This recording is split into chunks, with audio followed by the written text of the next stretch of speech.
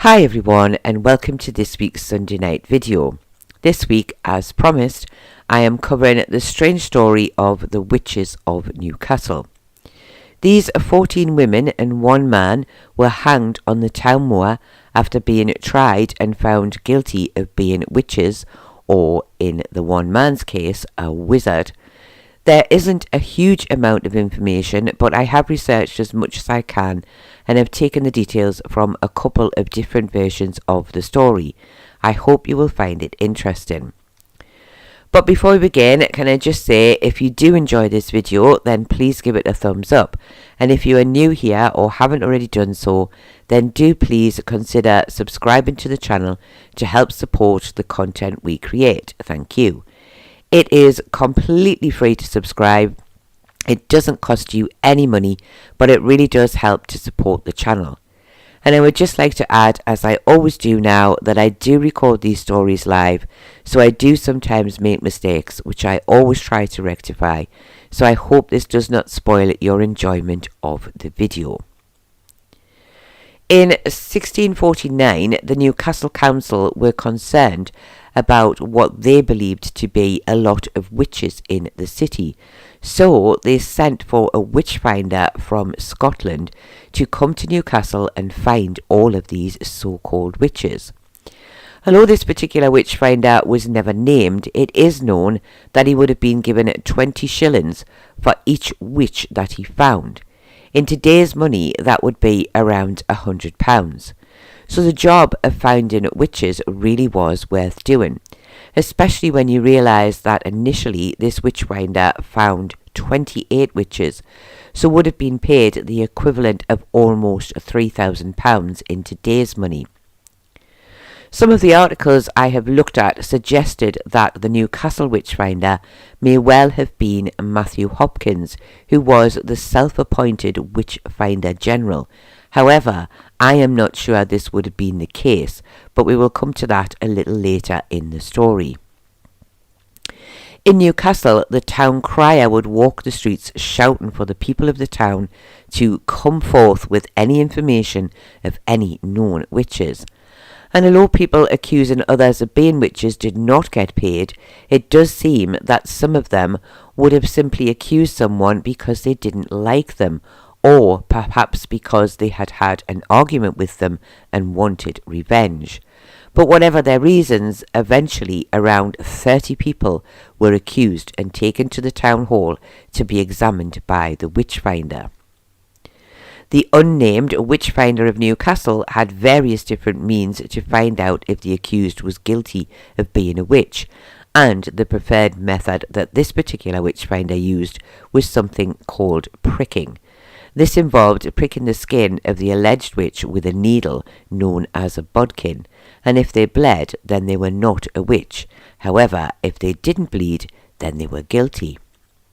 Of course, the witchfinder was going to be paid a lot of money for finding witches, so he used a needle that was designed to retract into the handle, so of course the poor person accused would not bleed, and the witch would then be found. In the case of the Newcastle witches, only 2 escaped the needle test. The witches, after the needle test, would then be taken to prison, where they would be kept until their trial. And most of these would be kept in Newgate prison. This was usually used for people who came from the Newcastle area. But one of the accused witches, a lady by the name of Jane Martin, came from Northumberland, and for this reason she was kept in the dungeons of Newcastle Castle. Jane Martin, along with others, had been accused of bewitching the children of families who lived in Chatham, where she had also lived with her husband. Life in prison for the accused would have been awful.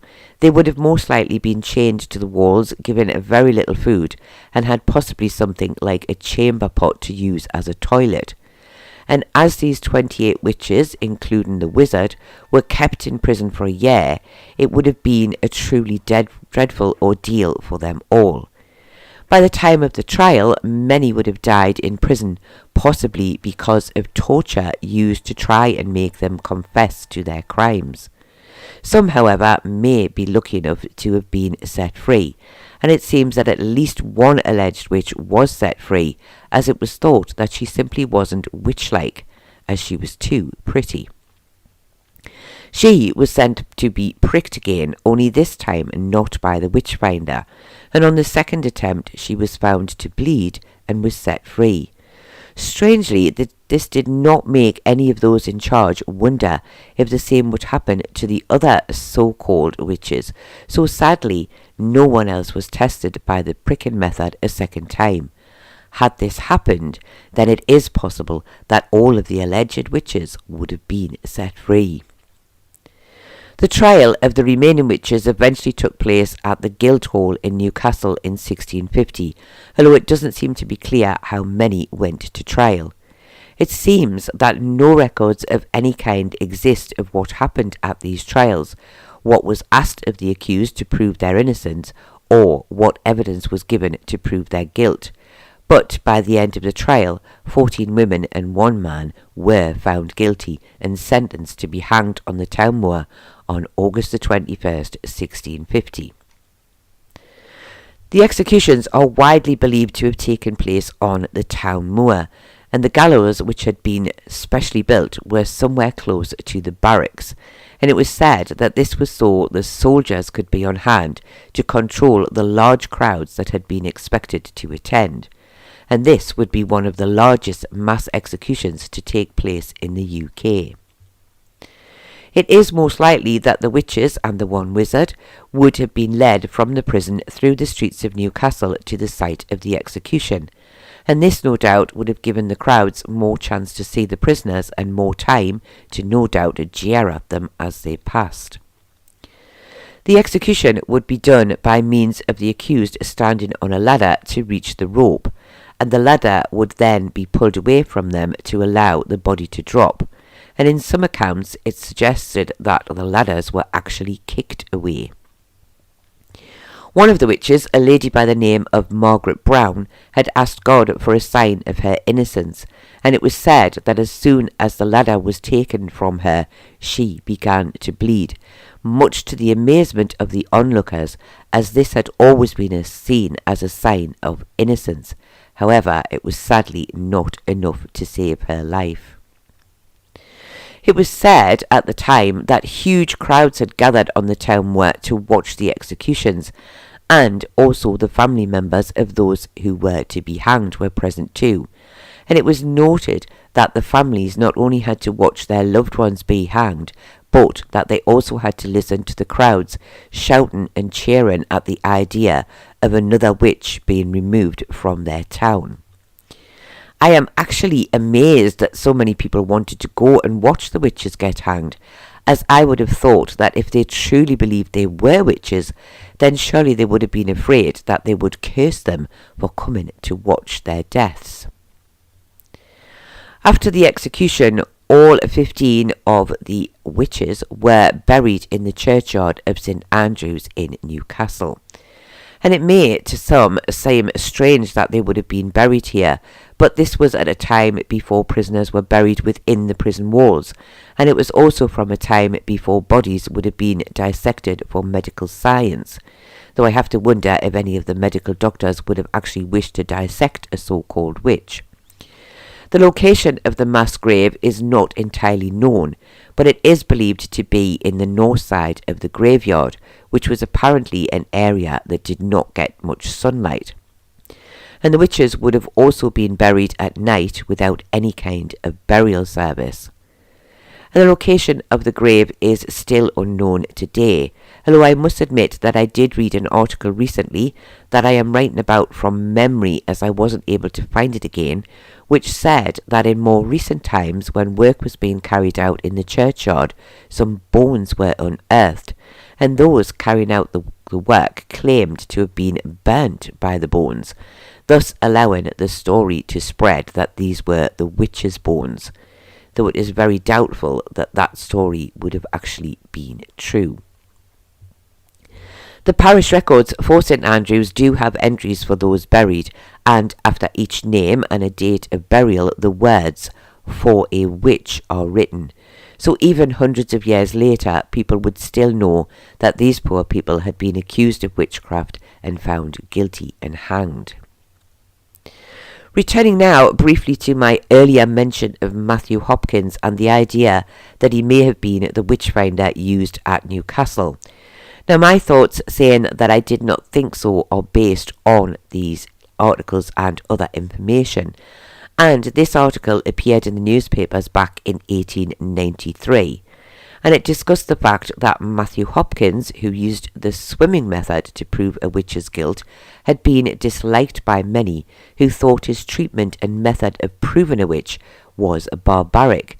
So one man, who was not named, used the same method on Hopkins himself. So his thumbs and toes were tied together and he was thrown into water.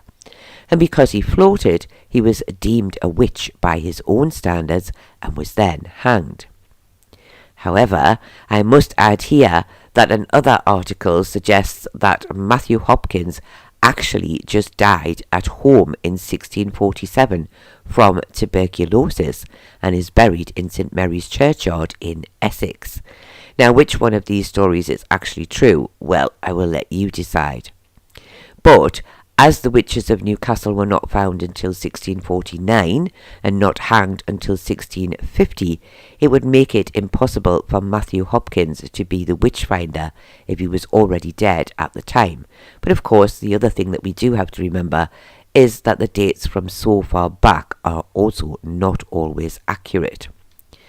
To add to this though, the same 1893 article also speaks of the Newcastle Witchfinder, and again, he was someone who was seen as not being entirely honest, and he was asked by a man by the name of Henry Ogle to answer to his treatment of these so-called witches. The Witchfinder refused to answer to his so-called crimes and fled to Scotland, but he was quickly found, tried, and found guilty of, well, basically murder, and he too was hanged, confessing on the gallows that he had been responsible for the death of at least 220 women just for the desire to collect the money of 20 shillings per witch. The combination of all these stories led me to think that these two witchfinders were totally different people, and that Matthew Hopkins could definitely not have been the same witchfinder as the one used at Newcastle. Just to end here, as I did mention the swimming technique used to determine if someone was a witch or not. So, for anyone who doesn't know what this would entail, the simple explanation was that those accused would have their thumbs tied together and also their toes. They would then be thrown into water. If they were able to swim or float, they were classed as being a witch. However, if they sank and drowned, then they were innocent. However, it is obvious that, guilty or innocent, once accused, there really was no escape from death, as you would either be hanged or you would drown. I personally found this to be a very sad story.